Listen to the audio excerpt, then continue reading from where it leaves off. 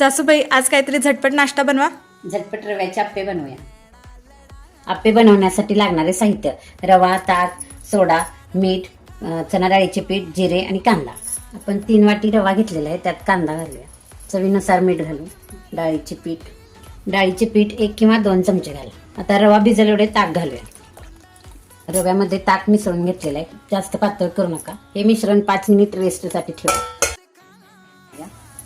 आणि मिश्रणात घालूया. फोडणी छान मिक्स करून घेऊया. सोडा पाण्यात मिक्स करून घालूया.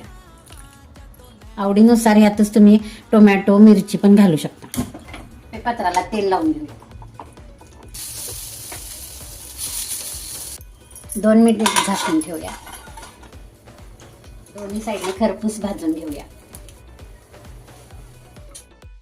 तयार आहे झटपट रव्याच्या आप्पे. त्याची रेसिपी बघितली.